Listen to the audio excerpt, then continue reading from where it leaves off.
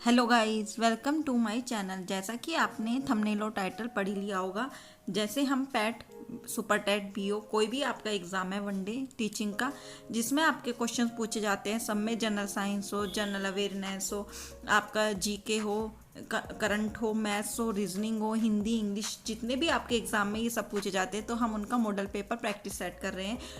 तो आज ये प्रैक्टिस सेट आपका 2 है। अगर आपने फर्स्ट नहीं देखा है तो फर्स्ट में डिस्क्रिप्शन में लिंक दे दूंगी, और ये हमारी प्लेलिस्ट पे बनी हुई है। मैं प्रैक्टिस सेट के नेम से भी प्लेलिस्ट बना दूंगी, आप वहाँ जाकर देख सकते हैं।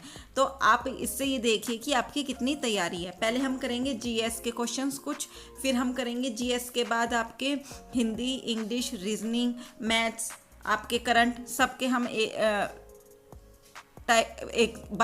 के बाद एक ऐसे क्वेश्चंस करेंगे। हम टॉप 40 क्वेश्चंस करेंगे आज। तो सबसे पहले क्वेश्चन है, आप पहले अपने आप देखिए आपको कितना आता है, उसके बाद आप आंसर देखिए। वेद शब्द का अर्थ है, क्या होता है वेद शब्द का अर्थ? वेद शब्द का अर्थ होता है ज्ञान। क्या होता है? ज्ञान। क्या होता है वेद शब्द का अर्थ? ज्ञान। नेक्स्ट है आपका, किन किन 3 वेदों को संयुक्त रूप से वेद त्रयी कहा गया है? तो क्या कहा गया है? किन 3 वेदों को संयुक्त रूप से वेद त्रयी कहा गया है? आपके ये ऑप्शंस हैं, तो आप देखिए सबसे पहले कौन सा है। आप ये देखिए सबसे पहले क्या है, ऋग्वेद, यजुर्वेद, अर्थवेद, या सामवेद इसमें ऐड है, या ऋग्वेद, सामवेद, यजुर्वेद, या यजुर्वेद, सामवेद, अर्थवेद। तो कौन सा होगा? ऋग्वेद, सामवेद और यजुर्वेद, इन तीनों को वेद त्रयी कहा गया है। नेक्स्ट है आपका, गौतम बुद्ध का जन्म स्थान किसके द्वारा अंकित किया जाता है?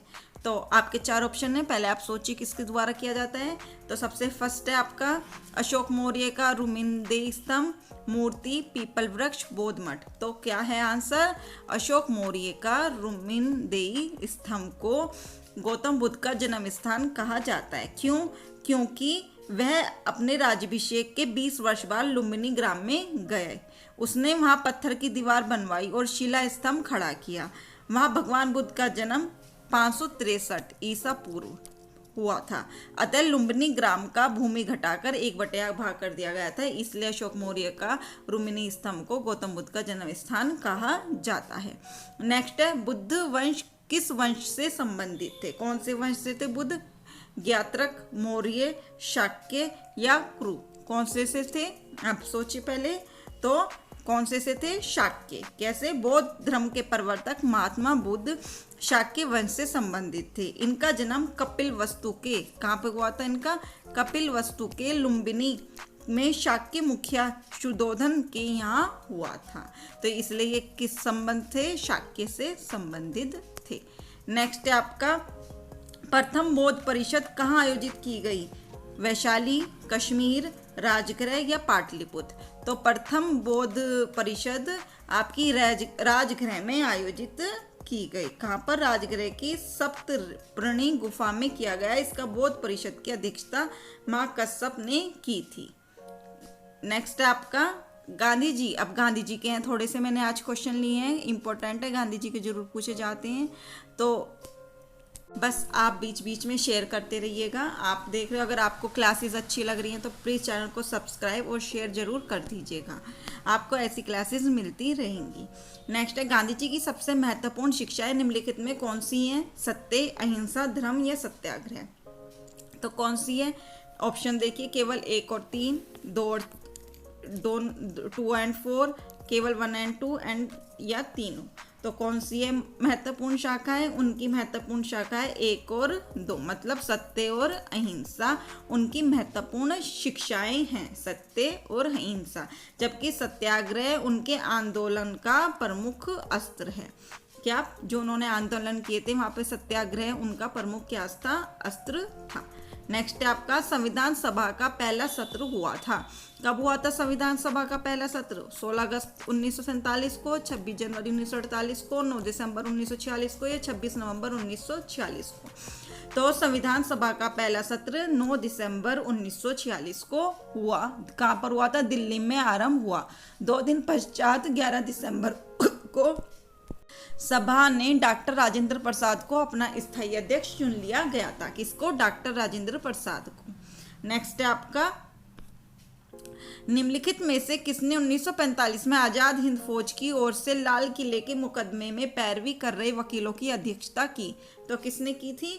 चार ऑप्शन है आपके। मूलाभाई देसाई ने, कैलाश नाथ काटजू ने, सर तेज बहादुर सप्रू ने, जवाहरलाल नेहरू ने। तो किसने की थी? मूलाभाई देसाई ने क्या की थी? हिंद फौज की ओर से लाल किले के मुकदमे में पैरवी कर रहे वकीलों की अध्यक्षता की थी। जैसा कि आपको मैं इसका थोड़ा बता देती हूँ। वर्ष 1945 में लाल किले में आजाद हिंद फौज के सिपाहियों के प्रसिद्ध मुकदमे की पैरवी कौन कर रहे थे? कैलाश नाथ काटजू कर रहे थे। ये कर रहे थे आपकी सर तेज बहादुर कर रहे थे, और आसफ अली और जवाहरलाल नेहरू, भूलाभाई देसाई आदि कर रहे थे। वकीलों के इस समूह की अध्यक्षता किसने की थी? मूलाभाई देसाई ने की थी। ये सब कर रहे थे, लेकिन अध्यक्षता किसने की थी? मूलाभाई देसाई ने की थी। नेक्स्ट है आपका, इंडियन नेशनल कांग्रेस का संस्थापक कौन था? इंडियन नेशनल कांग्रेस का संस्थापक कौन था? आपका था ए.ओ. ह्यूम। कौन था? ए.ओ. ह्यूम। इसकी स्थापना कब हुई थी? ये और लिख लीजिएगा, 1885 ईस्वी में। कब हुई थी? 1885 ईस्वी में। नेक्स्ट है आपका, भारतीय मानक समय किस रेखांश पर अपनाया जाता है? तो चार ऑप्शन आपके ये रहे। भारतीय मानक समय किस रेखांश पर अपनाया जाता है? तो इसका आंसर है 82.5 डिग्री ई रेखांश पर। कौन से पर? 82.5 ई डिग्री रेखांश, ई ईस्ट रेखांश, जो प्रयागराज, मिर्जापुर आदि स्थानों से होकर गुजरती है। यह ग्रीनविच समय से 5 घंटा 30 मिनट आगे है। नेक्स्ट आपका, भारतीय उपमहाद्वीप मूलतः एक अंग था। किसका था? जुरैसिक लैंड का, लारेशिया का, आयरवर्थ का, या गोंडवाना लैंड का? तो किसका था ये एक पार्ट? गोंडवाना लैंड का। नेक्स्ट है आपका, निम्नलिखित में से कौन रूपांतरित चट्टान नहीं है? तो कौन नहीं है रूपांतरित चट्टान? आपके चार ऑप्शन ये रहे, बताइए कौन सा? तो सबसे पहले है, कौन सा नहीं है? डायोराइट। कौन सी नहीं है? डायोराइट। प्रद्दा शैल तथा आग्नेय शैल में रूप परिवर्तन के फलस्वरूप रूपांतरित शैल का निर्माण होता है। रूपांतरित चट्टान के उदाहरण है स्लेट, सीस्ट, फाइलाइट, चूना पत्थर, संगमरमर आदि। डायोराइट एक मध्यवर्ती आग्नेय चट्टान है जो मुख्यतः प्लाजियोक्लेस फेस्पर द्वारा निर्मित एक अंतर्भेदी चट्टान है। तो रूपांतरित चट्टान कौन सी नहीं है? डायोराइट नहीं है। नेक्स्ट है, ओबिसिडियन, एंडेसाइट, ग्रेबो और पैरोडाइट क्या है? क्या है ये सब? बताओ। अंतर्वर्ती चट्टान, अवसादी चट्टान, भूवर्ती चट्टान या कायांतरित चट्टान? तो ये सब है भूवर्ती चट्टान। नेक्स्ट आपका, निम्न में से किस देश में से अमेजन नदी बहती है? तो ये तो आपको पता होगा कहाँ से बहती है अमेजन नदी। संयुक्त राज्य अमेरिका से, फ्रांस से, कनाडा से या ब्राजील से? तो आपकी बहती है ये ब्राजील से। कहाँ से बहती है? ब्राजील से। अमेजन नदी दक्षिण अमेरिकी महाद्वीप के ब्राजील से होकर बहती है। प्रवाही जल के अनुसार यह विश्व की सबसे बड़ी नदी है। कौन सी है ये विश्व की सबसे बड़ी नदी?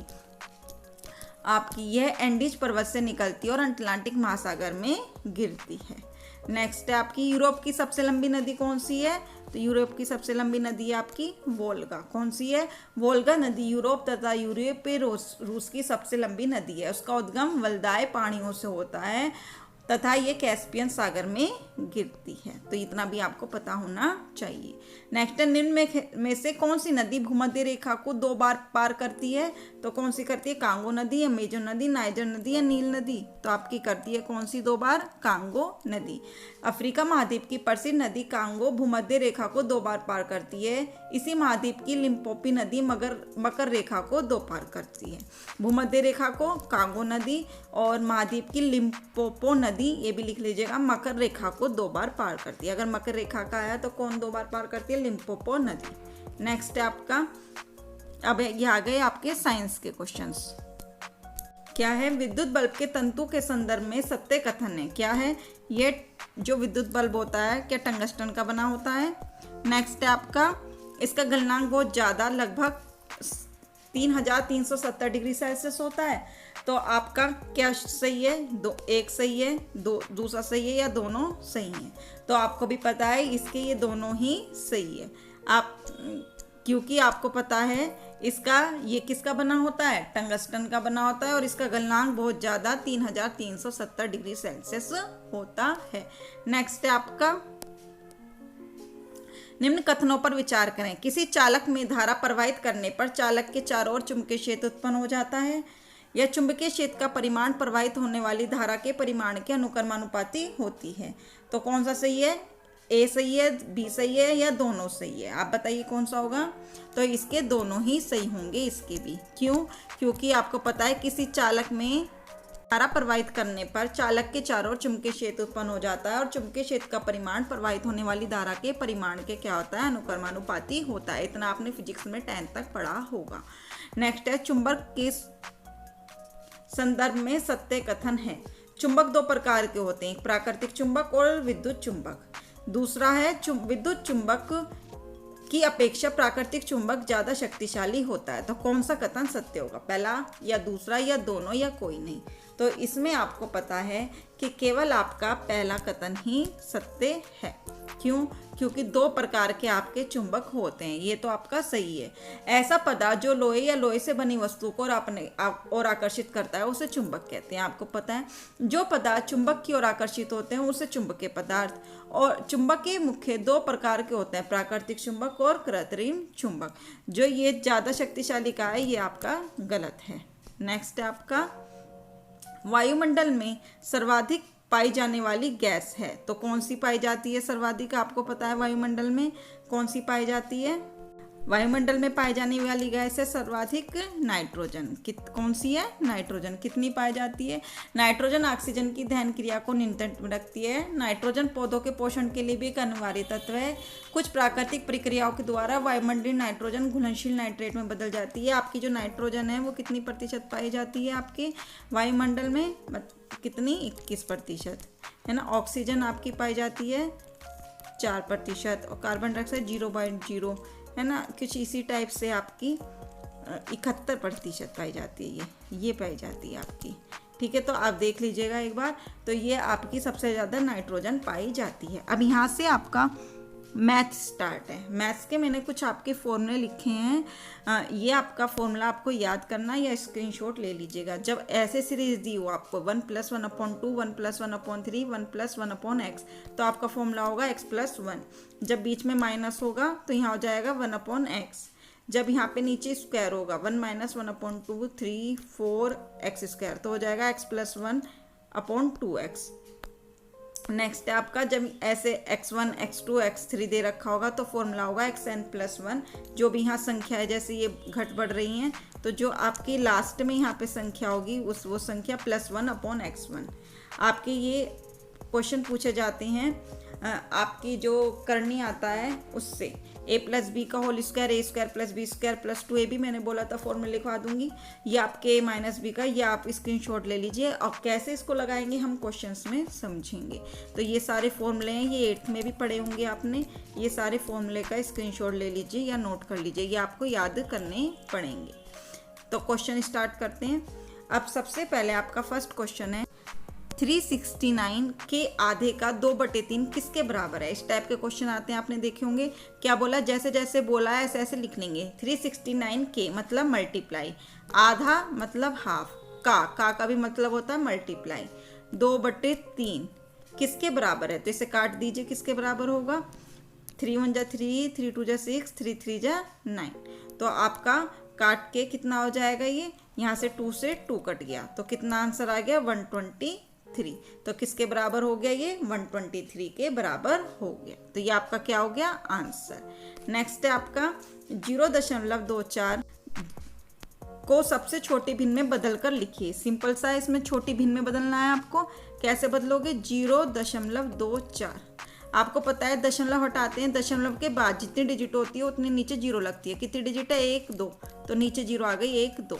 अब इसे काट लीजिए, किससे कट जाएगा? ये 2 से काट लो सबसे। 2 × 1 = 2, 2 × 2 = 4, 2 × 5 = 10, 0। 2 से फिर कट जाएगा, 2 × 6 = 12, 2 × 2 = 4, 2 × 5 = 10। अभी आगे नहीं कटेगा तो सबसे छोटी भिन्न क्या आ गई? 6/25। इस टाइप से आपके क्वेश्चन हो जाएंगे। नेक्स्ट है आपका साधारण भिन्न लिखना है। अब यहाँ पर क्या है? आपका आ गया बार। क्या आ गया? बार। यहाँ पर आपको बार को चेंज करना है। कैसे करते हैं इस टाइप के क्वेश्चन? क्या है? 10+, जो आपका पॉइंट से पहले आपने उसे अलग लिख लिया और बार वाला आपने अलग लिख लिया। ऊपर बार है बार का मीनिंग क्या होता है, नीचे देखो अभी मैं आपको बताती हूँ। आपने 10 प्लस लिखा, ये अब आपकी जो ये डिजिट है पहले इसको लिख लो, कितना है 36, फिर लिखो माइनस, ठीक है। जो आप पे जिस पर बार नहीं है वो लिख लो, किस पर बार नहीं है, 03 पर, ये 03 लिख दिया आपने। और डिवाइड में कितने डिजिट पर बार है, एक डिजिट पर बार है, उसका आपने 9 लिख दिया। और कितने पर बार नहीं है, 2 पर बार नहीं है, तो उसका आपने 00 लगा दिया। बस अब इसे सोल्व कर दोगे, कितना आ गया 10 प्लस 11 अपॉन, इसे काटोगे 300 और इक्वल में आंसर आ जाएगा आपका 10 सही 11 अपॉन 300। इस टाइप से आपके बार वाले क्वेश्चन अगर आप कहोगे डिटेल में तो मैं एक वीडियो पूरे बार वाली बना दूंगी, आप मुझे कमेंट करके ज़रूर बता दीजिएगा। मैंने एक वीडियो बना भी रखी है बार के ऊपर, आप जाकर प्लेलिस्ट में भी देख सकते हैं। नेक्स्ट है, यदि किसी भिन्न का अंश, ये वाले क्वेश्चन बहुत आते हैं सुपर टेट में भी। अभी देख लो, अंश आपने x मान लिया, एक मिनट, अंश आपने x मान लिया और हर आपने y मान लिया, ठीक है। अब क्या बोला है, अंश में 12% बढ़ा दें, तो सबका एक 100% होता है। अगर हम 100 में 12 बढ़ाएंगे तो कितना हो जाएगा 112। यदि हर में 2% घटा दें, 100 में से 2 घटा दोगे कितना हो गया 98 इक्वल, तो भिन्न कितनी हो जाती है 6/7। इस टाइप से आप इसको ट्रिक से शॉर्टकट में कर सकते हो, नहीं तो आपको वो x मानना पड़ेगा, ये मानना पड़ेगा। तो ऐसे करने की जगह आप ऐसे कर सकते हैं। अब आपका ये कट जाएगा, ये कट गया, कितना आ गया 8/7, इसे काट लोगे आप तो यही आ जाएगा। इसके बाद कितना आ गया 8x upon 7y equal to 6/7, ठीक है। 7 से 7 कट गया तो कितनी आ गई भिन्न, x upon y equal to आ गया 6/8, इसे भी काट दोगे तो 3/4, तो नई भिन्न क्या आ गई 3/4, ठीक है। नेक्स्ट है आपका, इस टाइप के क्वेश्चन कैसे करोगे, जो आपके इस टाइप से होते हैं इन्हें एक साथ ले लेते हैं। जैसे आपने एक ब्रैकेट में ले लिया 1 + 11 + 111 + 1 1 1 1, और नेक्स्ट ब्रैकेट में ले लिए half half plus half plus half plus half. अब इनको सॉल्व कर देना। कैसे करोगे इनको सॉल्व, आपने इनको सबको प्लस किया तो कितना आ गया, यहाँ से 1 2 3 4, एक और एक हाफ हाफ मिलके कितना बन गया 1, और ये हाफ मिलके बन गया कितना 1, तो 1 और 1 कितना हो गया 2, तो कितना आ गया 1236 आंसर आ गया। नेक्स्ट है, हो गया 1 सेकंड का। नेक्स्ट है, अब ये हिंदी के क्वेश्चंस आ गए आपके। क्या होगा, जिसका शत्रु पैदा ना हुआ हो, एक शब्द क्या होगा आपको पता है, जिसका शत्रु ना पैदा हो क्या होता है, अजात शत्रु। नेक्स्ट है, जिसका उपचार न हो सके, उसका क्या होगा, जिसका उपचार न हो क्या होगा, असाध्य, क्या होगा असाध्य। नेक्स्ट है आपका, मोक्ष की कामना करने वाला, वाक्यांश के लिए एक शब्द है, मोक्ष की जो कामना करते हैं उसे क्या कहते हैं, मुमुक्षु, क्या कहते हैं, मुमुक्षु। नेक्स्ट है, ज्ञानपीठ पुरस्कार की स्थापना कब हुई थी, तो कब हुई थी 1961 में। कब हुई थी 1961 में, साहू शांति प्रसाद जैन के परिवार वालों ने की थी। तो ये भी पूछ सकते हैं किसने, तो साहू शांति प्रसाद जैन के परिवार वालों ने। नेक्स्ट है, हिंदी भाषा में पहला ज्ञानपीठ पुरस्कार कब प्रदान किया गया, तो कब किया गया था 1900 उसमें हुई थी स्टार्ट, और 1900 ये वाला आपने कर लिया शायद, ये मैंने रोक दिया था। तो इस पर ज्ञानपीठ पुरस्कार का प्राप्त नहीं हुआ, भारत भारती पर। नेक्स्ट है आपका, यहाँ पर आपका ये आपका एक्टिव वॉइस पैसिव वॉइस में दे रखा है, एक्टिव में बनाना है। तो जब वाज वाला आता है तो वहाँ पर क्या लगता है, आपको सारे रूल पता होने चाहिए। अब देखो आप यहाँ पे क्या है, वॉज वर्ब कब आता है, जब वर्ब की सेकंड फॉर्म लगी हुई होती है आपके एक्टिव में। तो यहाँ सेकंड फॉर्म है नहीं है, हेड है, ये भी गलत, वाज आ रखा है ये भी गलत, हैज आ रखा है तो ये भी गलत। केवल क्या आती है, वर्ब की सेकंड फॉर्म। लेकिन आप ये भी देखिए यहाँ पर क्या है, बीइंग भी है, तो प्लस में आईएनजी भी आ रहा होगा, तो इसका मतलब आपका वॉज आ रहा होगा। तो ये आपका यहाँ पर जो मैंने ये किया है ये आपका सही है यहाँ पे, क्योंकि हमारा अगर खाली आता वॉज अरेस्टेड तो आपका आता है फर्स्ट वाला, लेकिन यहाँ पर बीइंग भी है तो अरेस्टिंग आएगा, यहाँ पे क्या आएगा, अरेस्टिंग। तो यहाँ पर आपका आईएनजी भी आएगा, तो कौन सा सही होगा, थर्ड वाला सही होगा। तो ये चीज़ आप देख लीजिएगा, ऐसे कन्फ्यूज़न हो सकता है। नेक्स्ट है, Radha plays the sitar very well. अब आपका ये एक्टिव में दे रखा है, पैसिव में चेंज करना है। जब एस या ई एस होता है तो उसका रूल होता है डू हो, डज हो या एस या ई एस हो। डू डज कब आता है, निगेटिव के साथ, जब निगेटिव होता तो वहाँ पर लगती है इज एम आर प्लस अगर आईएनजी है तो बीइंग लग जाएगी, और वर्ब की थर्ड फॉर्म हमेशा लगती है एक्टिव से पैसिव में चेंज होने पर। तो अब आपका यहाँ पर प्लेज है, तो आपका यहाँ पर आपको पता है इज तो आएगा, लेकिन हैज़ वाला नहीं आएगा, ये वाला भी आएगा। अब सबसे पहले ये सब्जेक्ट है, ये ऑब्जेक्ट है, तो ऑब्जेक्ट का सब्जेक्ट हो जाता है और सब्जेक्ट का ऑब्जेक्ट, तो द सितार से स्टार्ट होगा, द सितार से, तो ये वाला नहीं होगा। द सितार इज प्लेज है, आईएनजी तो है नहीं यहाँ कहीं, तो प्ले की थर्ड फॉर्म प्लेड, तो आईएनजी इन्होंने बेकार का दिया है, तो ये भी गलत, तो ये वाला सही हो जाएगा। The sitar is played very well by Radha. इस टाइप आपको देखना है कौन सा नहीं हो सकता, उनको काटते रहो और जो होगा वो खुद निकल कर आ जाएगा। नेक्स्ट है आपका the poor washer women washes dirty clothes from morning to evening. अब यहाँ पर भी आपका क्या दे रखा है, वॉशेज, एस या ई एस, तो इज एम आर आएगा, तो क्या बन जाएगा इसका, द पुअर वॉशर मैन। आपका यहाँ पर क्या बनेगा, इसका कहाँ से स्टार्ट होगा, डर्टी क्लोथिस से, डर्टी क्लोथिस, डर्टी क्लोथिस, वर दे रखा है तो गलत, क्योंकि सेकंड फॉर्म में आता है, हैव बीन भी गलत, और फोर्थ भी ऑप्शन देख लीजिए, आर दे रखा है, ठीक है। अब यहाँ पर वॉशरमैन वॉशेस दे रखा है, आईएनजी कहीं नहीं है, तो ये आपका आईएनजी वाला फर्स्ट भी गलत हो गया, तो केवल कौन सा सही होगा, यहाँ पर फोर्थ वाला सही होगा। तो थोड़ी लेंथी हो रही है, स्टूडेंट देखते नहीं है, तो मैं इसको अब जल्दी जल्दी करा दे रही हूँ। विकल्पों में शुद्ध विकल्प में चुनिए, ये आपका रीजनिंग आ गई है। इनमें से अलग कौन सा है, तो किसान, लोहार, मोची सब ये काम करते हैं, लेकिन सहायक क्या करता है, किसान, लोहार, मोची विशेष व्यवसायों से जुड़े व्यक्ति हैं, जबकि सहायक प्रत्येक वे व्यक्ति होता है जो किसी कार्य इत्यादि में सहायता करते हैं, किसी की हेल्पर। नेक्स्ट है पारा, सोना, चांदी, तांबा, इनमें से कौन सा अलग है, तो सबसे अलग है इसमें से पारा, क्योंकि आपको पता है पारा को छोड़कर सोना, चांदी, तांबा साधारण टापर ठोस अवस्था में रहते हैं, जबकि पारा किस में रहता है, द्रव अवस्था में रहता है। नेक्स्ट है आपका PU, SU, SW, आपका CG, KO, तो ये इस टाइप से वो वाली डिकोडिंग कोडिंग वाली है। इसमें आपका कितने का वो है, मैं आपको सबको बता देती हूँ। इसमें है 5 बाद आएगा, इसमें 4 नंबर बाद आएगा, इसमें भी 4 नंबर, देखो CDEFG 4 नंबर बाद आया, ऐसे ही इसमें भी 4 नंबर बाद आएगा, बस इसमें क्या है 5 नंबर बाद, तो ये ही अलग है। नेक्स्ट अब आपके थोड़े से लास्ट के करंट के क्वेश्चंस, तो आप इन्हें देख लीजिएगा। जो मैं बता रही थी कि इनकी थीम और मुख्य दिवस, तो विशेष तंबाकू निषेध दिवस 31 मई को, इस बार इसकी थीम थी तंबाकू हमारे पर्यावरण के लिए खतरा। नेक्स्ट है संयुक्त राष्ट्र अंतर्राष्ट्रीय शांति सैनिक दिवस 29 मई को, इसकी इस बार थीम थी पीपल, पीस, प्रोग्रेस। अंतर्राष्ट्रीय जैव विविधता दिवस 22 मई को, इसका विषय था सभी के लिए साझा भविष्य का निर्माण। विश्व मधुमक्खी दिवस 20 मई को, इस बार थी इसकी theme being a celebrating the diversity of bees and beekeeping system.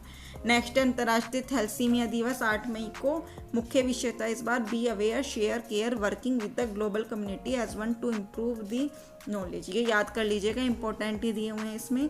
विश्व प्रवासी पक्षी दिवस था 14 मई को। लेखनीय है कि यह दिवस वर्ष में 2 बार मई और अक्टूबर में मनाते हैं और शनिवार में मनाया जाता है। इसकी थीम थी टू फोकस लाइट पोल्यूशन। और लास्ट है इसका